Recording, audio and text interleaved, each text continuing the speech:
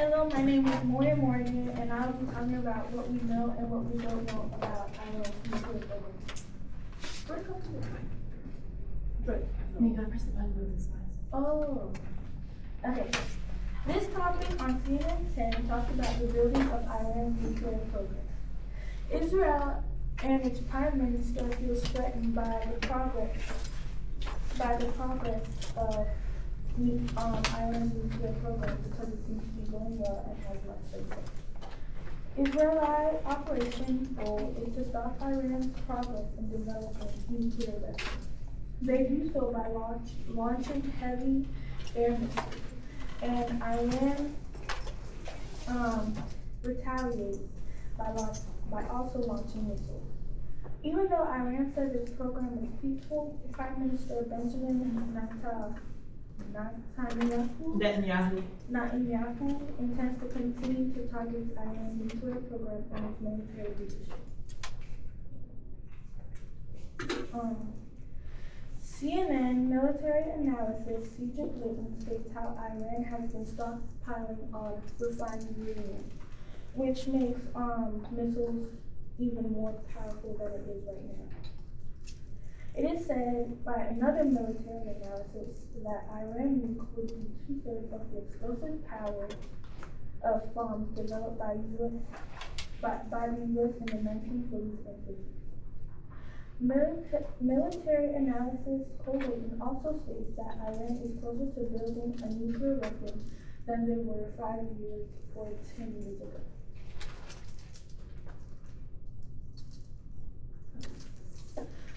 In 7th grade, I had a mini debate about the use of nuclear programs and their weapons, and whether or not it should be allowed. I know that world leaders have opinions on any problems involving their country and any other country, and they're either on the yes team, and in this case, it's Iran, or the no team, Israel and its prime minister. And they both will rebel against each other until one of the teams wins. But will any team win if they use weapons to retaliate? And if they use weapons to retaliate and target cities and stuff, others will get injured. What I learned. In conclusion, I learned that Iran is going to be so much more powerful once it's able to make a move. And I mean, people have been talking about how Iran has been building a nuke for years, so we'll just know if they actually build a nuke if they use it. And I also learned that Iran's program is not as peaceful as it seems because, as I said before, they have been taking in uranium, which is what's needed for nuclear power, and obviously Israel and its prime minister will not stop until Iran is taken down. Thank you. That was beautiful. One actually perfect.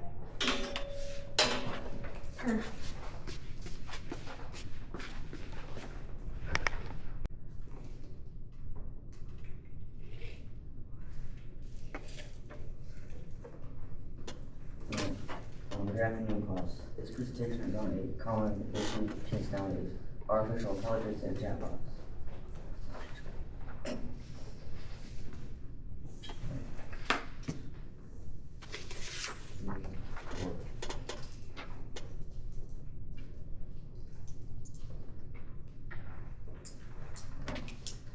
AI like ChatGPT is becoming very popular nowadays for most teens in school. AI is weakening students' learning capabilities from extended use.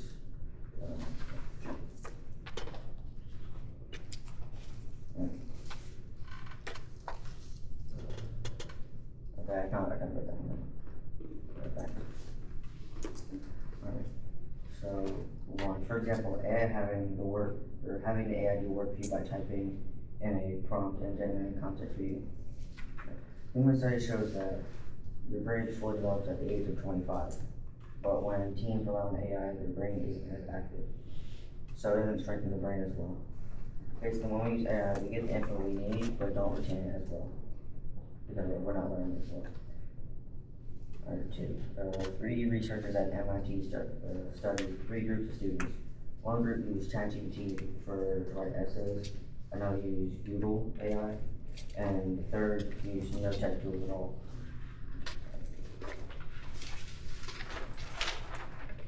Alright, so after that, the scientists used brain scans called EEG, and they saw big differences. In fact, the students who didn't use any tech tools at all showed the strongest activity in several areas of the brain. According to the researchers, AI will make our brains mentally weaker if we rely on it too much. But if we use it at a manageable pace, it can change how we learn information in a positive way, especially with ChatGPT's new study group, which is meant to be more effective way to use AI and still learn the same thing before they hit at the same time.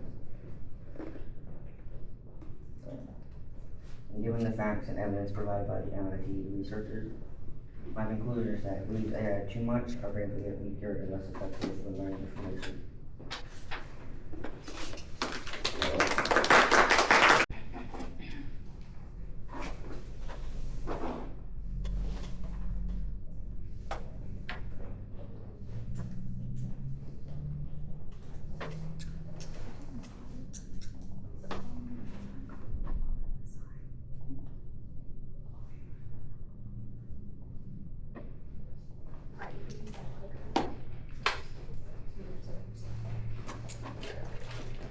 Good morning, everybody.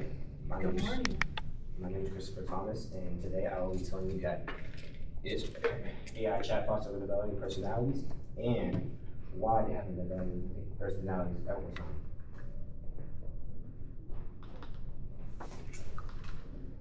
Alright, so to put it that the CEOs of three American artificial intelligence companies were on Capitol Hill 3 months ago. OpenAI, AMD, and CoreWeave all appeared for the Senate Commerce Committee to give their expertise on ways that the U.S. could continue to lead China in the race for the top artificial intelligence tech. The development of the tech takes a lot of resources needed to create everything from specialized computer chips to the vast amount of energy needed to run large amounts of data and a technically skilled workforce to maintain it. So, some might claim that AI chatbots are developing interesting personalities, meaning that seeing issues or reactions from AI that have been different and difficult to understand based on how it is told. So, from what I learned, language model AI seems to have been evolving, meaning that one of the most popular companies says, according to their own tests, the newest systems nowadays are hallucinating at a higher rate than any other previous system. The second amount of thing I learned were nowadays, as you've been searching, if you were using AI to search information and it been more flattering and hinged. I saw this where a comment from by Sam Altman responding saying updates have made the personality too spread and annoying because of how the developers who made the AI wanted them to have an interaction and conversation with the user to gain their interest.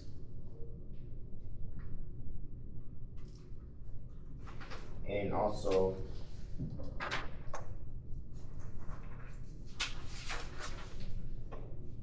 there's also a little toxic feedback loop contributing to the chatbot popularity, which is why some days there's developing, some days they're not because of the amount of feedback they're getting. So, a doctor named Figuerenza talks about how the chatbot popularity as it continues or as encouraged longer engagement by flattering users, like I said before, where it has had conversations where it has more emotion towards its answers than having a straight off answer, which it has then been keeping users interested and has been leading them to use AI more than it should be.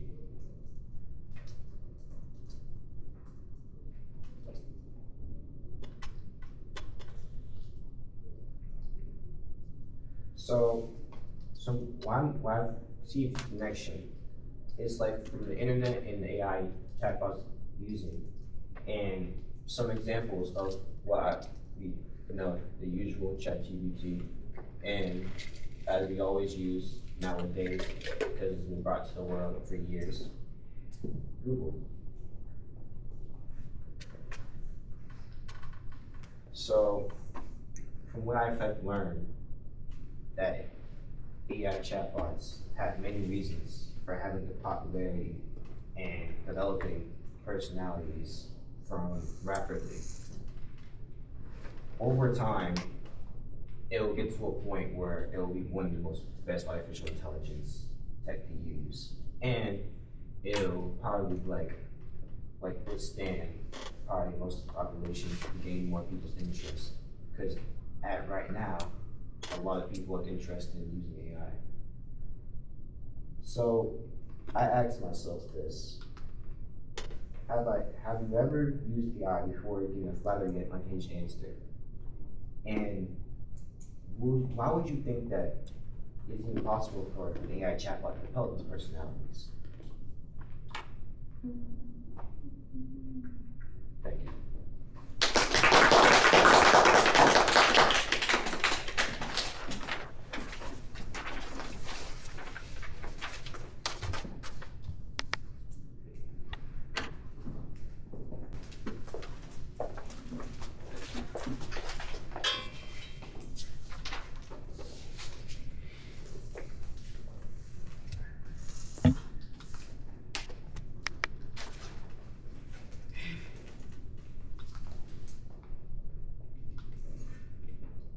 Actually, I'm gonna have to scroll because he's not. Just tell me when to scroll. So, I'm Addison Hill, and I want to talk about the future of books, and specifically bookstores. So, bookstores might be at risk because of the rise of online shopping. Now, you might think that not many people want to go to bookstores anymore because everyone's online. And that's true. Amazon is on the rise, and bookstores are thought to be done for. Everyone has access to Amazon with a touch of a button. It's convenient, along with the speedy delivery. Amazon is just more popular with the masses, with online reviews, same-day delivery, and a wide variety of books. However, Barnes & Noble has made a comeback. Consumers still want something that Amazon and online shopping lack: human connection. Going to a bookstore is a very social experience with everyone buying books, talking to Barnes & Noble employees, and finding new books. The ambiance of the store makes the buying experience even more personalized because every store has its own unique layout and displays. And there is a problem with Amazon: it's too big. Luckily, Barnes & Noble is only books, so there's very little chance of getting lost in other items. Young readers are also more interested in reading now. They've started to read classics again. The CEO of Barnes & Noble, James Daunt, has claimed that many young readers are reading classic books and bringing back old literature. These young readers are also reading the new and popular books, the new fantasy, the new romance, the new sci-fi that are becoming popular in the media, have brought in readers and helped keep Barnes & Noble in business. So, in conclusion, online shopping has not taken over bookstores yet. Barnes & Noble is staying strong and providing a comforting community for consumers. The online market is lonely, and people still want the in-person connection, now more than ever. Barnes & Noble is giving the people the social experience they look for. But I still wonder how much longer can these bookstores last with the ever-advancing digital landscape.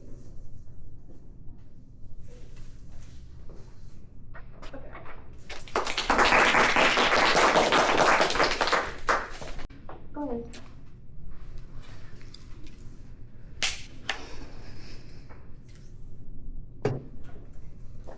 Are you recording? consent. So, hi, I'm Linda, and my presentation is gonna be on why is fluoride in our water.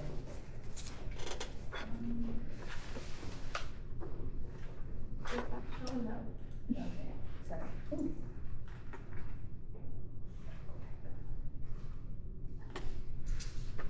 So, summary on why I'm talking about this is Utah was one of the first states in the United States to ban fluoride in public drinking water. They have banned it because it has been linked to causing a whole bunch of sicknesses, especially in children and teenage people of our day. So, to begin with, does anybody know what fluoride is? The element. Harmful chemical. It is an element and it is a harmful chemical. Essentially, it's a natural grown element that can be found in plants, food, soil, and you can't see it because it's an invisible colorless ion, but you can like see it under a microscope. If you like dig into your food, which don't do, but it's in your food, right? So maybe you want to know why is it in our water and what is it used for? So a lot of dentists, if you go to a dental care, you know, like when you're done brushing your teeth, not done brushing your teeth, but like when you're going in for a clean and they put that nasty stuff on your teeth that tastes bad, Yeah. that's fluoride. It's that nasty stuff that helps your teeth because it prevents cavity, prevents tooth decay, and it keeps them clean and healthy. That's why a lot of dentists to this day still use it. It was added in the 1940s to improve dental care, and that was because back then, you know, a lot of the things were still like expensive for a lot of people, and they were like, what was that? I think it was the president who was like, what can I do to provide dental care for everybody without having to make it like crazy expensive? And they were like, you know what, let's add fluoride to water. So, you know, there's that. Some fun facts is that two-thirds or 63% of the United States has fluoridated water. So chances are if you're walking through like a park or something and you see like a drinking fountain, that's probably fluoridated water. Another fact is it provides a front line defense. So like if you're eating a whole bunch of candy, it won't automatically give you a cavity because you have fluoride, you know, on your teeth. Also, it is considered one of the top 10 greatest achievements of public health services, and all of these are backed up by the CDC or Center of Disease Control. So you can go find those articles. Some major events, like I already said, was that Utah is the first state to Utah is the first state to have banned fluoride in public drinking waters, and other states like Florida are also following closely behind Utah's footsteps. However, there are downsides. Some downsides include that if you are exposed to it too much, it will cause sickness. It's also been linked to causing brain defects, like slowing you mentally. It can cause a lot of sicknesses, especially to children and people who are under the age of 25. Also, the studies about it showing improving dental care have been mixed. Some dentists say that it does help. Some dentists say that it doesn't help, that it does more harm than good. It's very controversial. Also, people are starting to advocate for their own health and saying that they want to be able to have the choice of whether they want to drink fluoridated water or not. These are two claims that you can pull out of my presentation or topic is that fluoride should not be in public drinking spaces and that people should get their own choices. This is mainly done by like community people. A lot of people say this. However, dentists or dental professionals do tend to say that we should stick to having fluoride in our water so that they don't have to pay like crazy expensive prices to maintain their their teeth clean. And in conclusion, what do you guys think?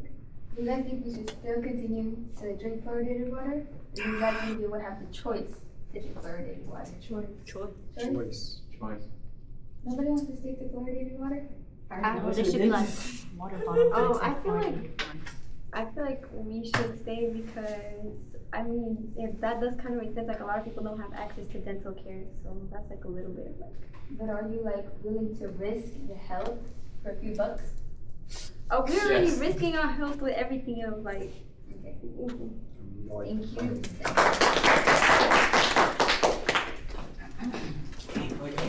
That was embarrassing. Couldn't find a thing to put. I bought you that. Actually, you in this call, by the way. Oh, okay. I was talking too fast, it's my turn. I in this call. So, hi, my name is Anna, and this is my presentation on whether cell phones should be banned or not in schools.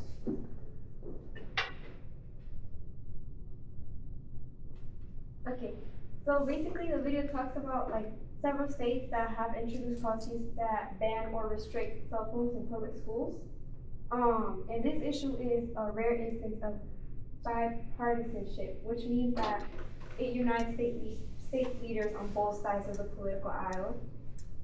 It also says that mental health may be impacted by cell phone use, and banning it would lead to fewer distractions like in the classroom and in school. And it also talks about Wakefield High School in Virginia that made a rule that students have to place their phones in a magnetic locking pouch. And it like really affected the students, like some were banging the pouches against the walls and like denting the walls and tables in the cafeteria, trying to get their phones out. And it also expands on how mental health is impacted by cell phone use by explaining that depression and anxiety may develop in teens that spend more than 3 hours on social media.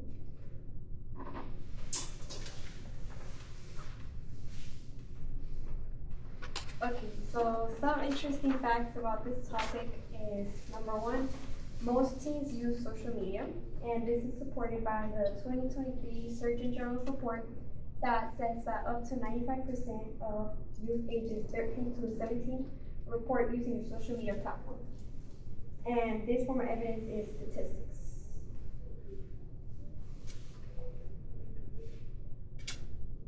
Number two, social media is becoming dangerous, and this is supported by former Surgeon General Dr.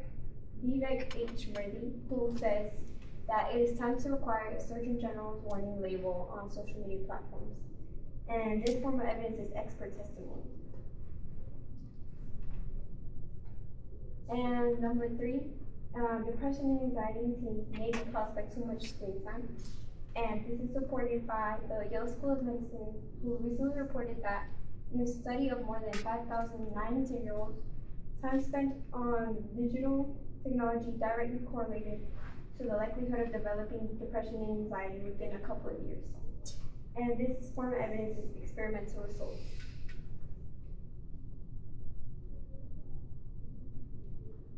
Okay, so the claim that you can take from these points is that cell phones should be banned in schools because there are more advantages than disadvantages to this approach, including teen mental health. Mental health, yes.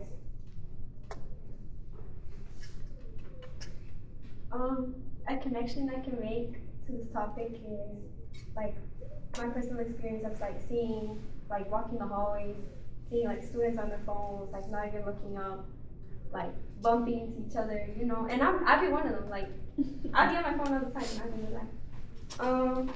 And also, early college has been taking phones since last year, and sometimes it like makes people mad when they actually have to put their phone in the box, including me. Okay, so in conclusion, cell phones should be banned in schools because most teens spend a lot of time on social media, and let's see, it is a distraction during instruction time. Social media is becoming dangerous, and depression and anxiety in teens may be caused by too much screen time.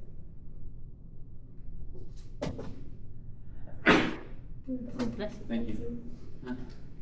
Something new that I learned from this topic is that screen time affects mental health in many teens, sometimes even causing depression and anxiety. And the question I still have relating to this topic is that, like, is there a way to balance screen time instead of just banning it? Like, I think there's like a new law or something that like they're trying to like, you can't even bring it to school or something. I don't, like, I think like cell phones are useful. Like, I use it to talk to